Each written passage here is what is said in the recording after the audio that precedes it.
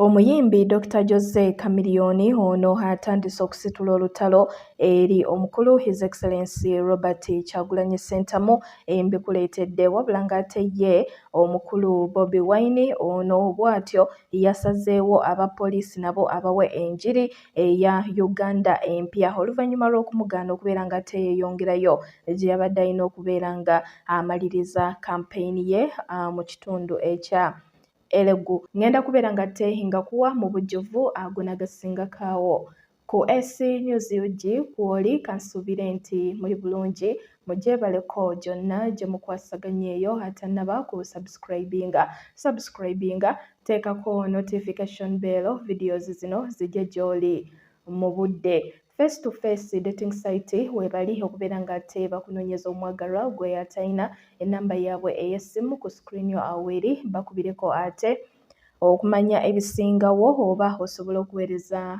message ku WhatsApp.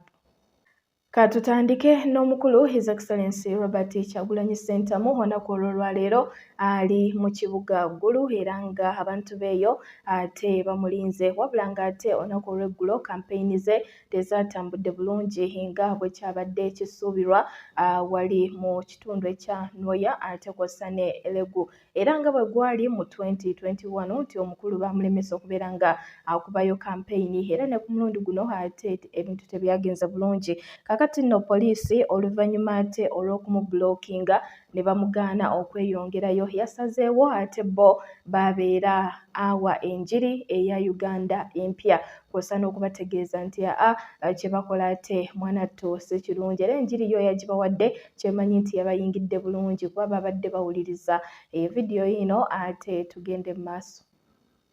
Supposed to go and talk to the people in Elegu. The people are there waiting for me.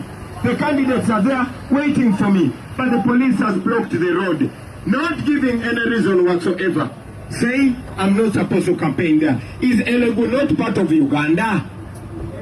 Are the people in Elegu not Ugandans? Why do you stop me from campaigning there? What are you scared of? Your duty is to provide security, not to play politics, not to get involved in politics. I'm not competing against you, Uganda police. You're supposed to serve all citizens of Uganda equally. We are not committing any crime. Instead, you are the ones committing crimes. And yet you're supposed to be officers of the law. Look at how many of you. That one man called Freda Imbisibwe is because he's the only one protecting games. You have nothing to protect you police officers. Think about where you sleep, all of you. Think about how your household. Think about the conditions of the police office, the police station. Think about your wife. Think about your children. We are fighting for a better Uganda, where even a police officer will be proud to do their work. But tell me, your children are going to see you on the news in the evening. Are they going to be proud of their mother? Are they going to be proud of their father? That you did something right to block a legally nominated presidential candidate from campaigning in a part of Uganda where the Electoral Commission knows he's supposed to be campaigning? Why are you doing that? Why are you being used? These people that are using you, they are very few. We are not committing any crime. I see you preparing to unleash violence on us, but we shall not answer back to you with violence. And I encourage all of you, don't hate police officers. They are not your enemies. I tell you, we were taught there are no bad police officers. There are no bad soldiers. There are only bad commanders. There are no bad. In a new Uganda, the police should be respected. No police officer will be asked to do something that they don't believe in. When you are passing out in a police training school, you swore to protect citizens of Uganda and their property. You swore to be officers of the law. You swore to respect the Constitution. But look what you're doing to the Constitution. Look what you're doing to the citizens of Uganda. You're making yourselves enemies of the people of Uganda, which is wrong. Because you're protecting one man, one old man, with this small group of people. That is wrong that you are doing. And some of us will not bow down to that.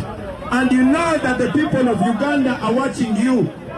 Dear police officers, for us, we are not your enemies. We know what you're going through. We know you have tears inside your heart because what they're making you do is wrong. These people are innocent. These are your fellows. You police officers, you have no different from the teachers. You are not different from the nurses or the doctors. No, you are not. You are not different from the musicians and the farmers. You are just citizens of Uganda, civil servants of Uganda, who are supposed to uphold the law. But look what they're making you do. Imagine how much money is being spent here to block a presidential candidate from campaigning, and how much that would change the healthcare system. Imagine if you people are deployed where there's danger. But even where there's an accident, you can't find police officer. Look at the manpower. Imagine how much fuel is being spent here. Because you want to unleash violence to the people of Uganda who have not done anything to you.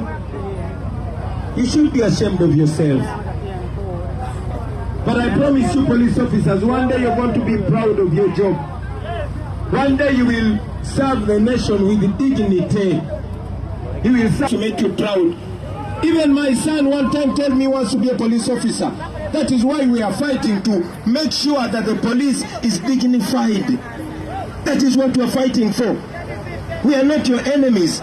We are citizens of Uganda just like you. Those few people that are using you, you will not see where they disappeared from when things change. Okay? So please take that message. For us, we are not your enemies. We know you feel the injustice too. We know you feel the impunity too. But one day, you will also be free because you also need liberation. We are fighting for freedom. Don't allow them, thank you very much. Don't allow them to make you hate them. Please don't hate them. Hate is very heavy on the heart, but love is very light. Okay? Don't allow them to turn you into a bad person. Stay the good person that you are. Okay? Stay the good person that you are. Thank you. We must be different from them. We must be different from them. If we promise a new Uganda, that new Uganda must be a Uganda of love. It must be a Uganda of reconciliation. It must not be a Uganda of revenge. Let me tell you one story. Are you listening? Are you listening? Let me tell you this story. One day, after leaving prison, Nelson Mandela was in a restaurant. And then there was this white guy seated in a corner. And Mandela was already president. He told one of his assistants, you go and call for me that man. And when they called the man to sit with the Mandela, the man was shaking like this. And then they took tea, Mandela paid for the tea. And then eventually, the man said, Mr. President, and I now go. Mandela said, you go. So Mandela's assistant came and asked, Mr. President, who is that man who was seated with you? And he was shaking. Who was that white man? Mandela said, that is the man who used to torture us in prison. He was a prison warder, but when I met him here, I called him, I bought for him coffee, and I told him this is a new South Africa of no hate whether you are white or black. They were shocked, and they said, this is a man who tortured you in prison. How come you did not revenge? He said, revenge is for the weak people. Okay? So take it from me, my brother, my sister. Even the people that beat you, even the police officers that beat you, it is not out of hate. Yes, some of them are hateful. But like I said, they are no bad police officers. They are only bad commanders. Okay? They are no bad soldiers. They are only bad what? They are no bad soldiers. They are only bad what? They are no bad police officers. They are only bad what? So don't hate the police. Because even in a new Uganda, we shall have a police. But that police, it will be Uganda Police Service, not a force. It will be serving the people of Uganda and not torturing them. It will be doing right things and not wrong things. You hear what I mean? So don't allow yourself to be lost in that. I tell you, one day everything is going to be all right. One day everything will be what? One day everything is gonna be what? Ako kaina selector. One day everything is gonna be fine. Yeah. One day everything is gonna be fine. Everything's gonna be fine. Look at the impunity.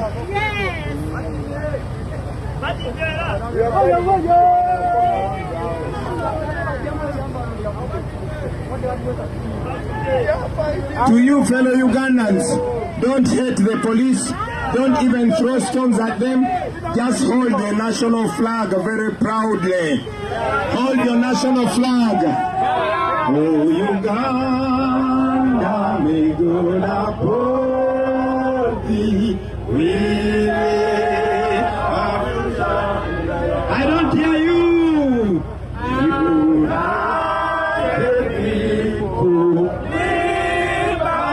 Together will always. One more time for Uganda. Uganda, we go down. We lay our future in mind. United free, oh, liberty together will always stand.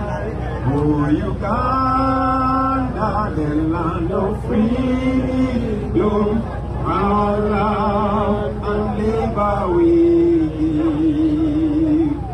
For our own dear land, at our country's calling, peace and friendship we live.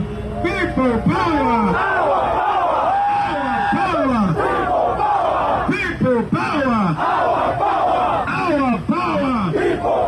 For those of you who are here and those of you watching us everywhere, I want you to know that the national flag is the biggest weapon. This Uganda flag is your biggest weapon. Never let anybody make you hate your country. Never get tired of loving Uganda. This is our country. Even the police officer who attacks you when you're only holding the national flag, I can tell you the spirit of Uganda will work on them. This national Sente wa Property Consultancy Limited nasazeewo nengamba kampitireko ku office ate oluvanyuma lw'ebyapa bya estate AMPG okufuluma so baddiya ebyapa bingi ddala wano biyitirivu nnyo mujje mbere nga temukola ki nga mugula ettaka nabagamba ettaka lyaffe lya kyapa w'ogula ettaka mu Sempebwa Property Consultancy Limited ekyapa kyo kibeerawo ettaka si lya ndagaano. Estate yaffe poloti fuuti 5 ku 10 miliyoni zo 14 ate nga tukkiriza ne kibanja mpola osobola okugira ng'osasulako mpola mpaka poloti yo w'ogimalayo walungi ddala wali kumpi n'ekkubo ate nga waakulaakulana amasannyalaze weegali amazzi weegali banneiba ogenda kuba obalina kwegamba estate nungi nnyo ddala ey'empigi. Enamba y'essimu ku screen yo aweri tukubireko kubaweereza message ku WhatsApp. Office esangibwa ku Lumu Street opposite Zai Plaza. Tulina ne estate zaffe endala ku Hoima Road. Woba oyagala kugula ttaka ku Hoima Road Nampunga tulinayo estate ate kosta ne Gobero nayo tulinayo estate. Mutwasige mujje mbere nga temukola ki nga mugula ettaka. Sempebwa Property Consultancy Limited. Nga nkujjayo bwetudda ku side wana katambi wenjogerera yo yafando wedda gwe mulaba online ono yali akyali ASP naye kati SP Superintendent of Police Okyaya Kennedy wa boda gwabadde ajjeeko obulago ka video mukalabye mbadde ntuuseeko wane wamami we mubuuza nga mutabani we wamulabye kaboda akadde kamugjeeko obulago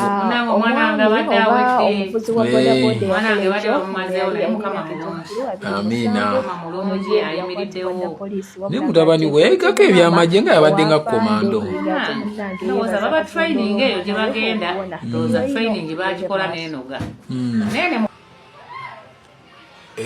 wenjogerera yo yafando wedda gwe mulaba online ono yali akyali ASP naye kati SP Superintendent of Police Okyaya Kennedy wa boda gwabadde ajjeeko obulago ka video mukalabye. Mbadde ntuuseeko wane wamamiwe mubuuza nga mutabani we wamulabye ka boda akadde kamugjeeko obulago. Munange omwana wange abadde awedde. Mwana wange badde bamumazeewo naye Mukama mulungi. Amiina. Mukama mulungi ayimiriddewo. Ne mutabani we yabikako ebyamagye nga yabadde nga komando. Munange ndowooza baba training eyo gye bagenda. Ndowooza training bagikola n'enoga. Nene Mukama naye abaddewo kubanga waliwo okukola training nga tewali Mukama. Nze ngamba Mukama yasinze okukola. Yamuwadde amagezi agamusobozesa ku ekyo kikola kye okiyita. Amiina.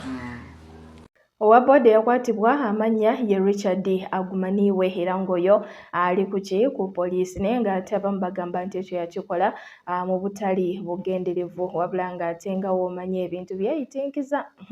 Osobola okukola ekintu nga tokikoze mu bugenderevu naye mu kaseera mw'okikoledde ne bagamba alimba abadde akitegeeza naye nga ku sayidi wano ate eyo nga tuvuddeyo omuyimbi Dr. Jose chameleon ono bw'atyo yavuddeyo n'abeera ng'ate agamba nti singa omwami Robert Kyagulanyi Ssentamu alangirirwa ku bwa pulezidenti wa Uganda agenda kumuwamba ye tajja kukola ki kubeera ng'ate abikkiriza mu bufunze alinga agamba omukulu byabakama nti tageza n'alangirira omwami Kyagulanyi ku bwa pulezidenti ate n'ekirala abamu batya ndowooza ababeerawo ne bagamba bannange singa omusajja bamulangirira ku bwa pulezidenti ki ekigenda okuddako kufa ate obaolyawo babadde nga tebamukkiririzaamu naye nga omukulu Jose Chameleon ye bw'atyo bwe yagambye kakati oluvannyuma lw'okwogera bw'atyo bamwanukudde wano mu ngeri bw'eti abeere ng'ate ava mu kuloota video ino.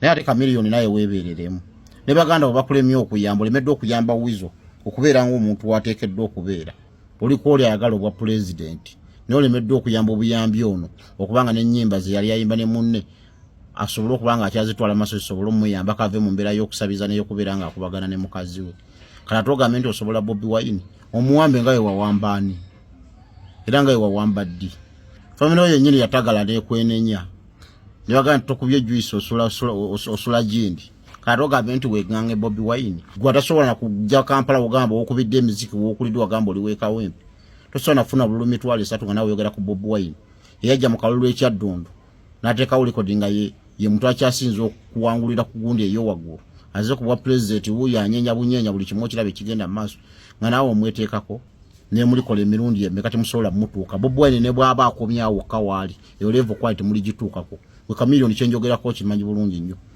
weefuula ajja ku bwa Lord Mayor walaba ekyakutuukako kibookeza kwata waziraba bakiwoko nga nkaaga mu ddakiika emu nze ndowooza Chameleon yaliwo era nzikiriza nti Chameleon muyimbi w'amaanyi sinza mubuusa maaso naye Chameleon musajja eyegayaalirira nayagayaalirira obulamu bwe kati kyensonga lwaki atandise okukola ebintu ng'ebyo naye ku levo ya Chameleon ng'ogenda myaka 5 nga naawe okyalimu eyo levo myaka 5 oli mu busikaati bw'oyambala weekolakola ebintu ebitasaana nze ndowooza nti weewummuzeko olina ebizibu ebikumala famire yennyini olemedde ogitereeza ate oli mu kubambira mu Bobi Wine ateredde atalina buzibu yadde n'akamu Bobi Wine taboogerako kati mwemba mumwagazaaki wesonyiwe Bobi Wine kuba Bobi Wine takyali levo yo ate bino tukyali mu byakuyimba ku byakulaba butya eggwanga bwe ligenda mu maaso manyi Bobi Wine n'agamba nti free phase oli awulira nga ayagala ku masannyalaze agamuweddeko ayagala agenda amwekoonyeeko nze ndowooza Chameleon naye yadde anoonya masannyalaze asikesikeko ku masannyalaze naye ennaku zino yadde takyagagaba oba wakanamu obuuza mpuuga n'abeedi era tagenda gagaba kuba tagenda boogera kati Bobi Wine si levo yammwe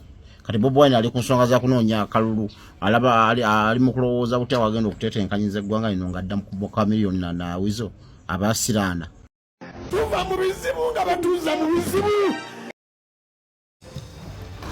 Enric Contractors biodigester installation egenda mu maaso tugikola olunaku lumu neggwa era tukuwa ekituufu ky'olina okufuna.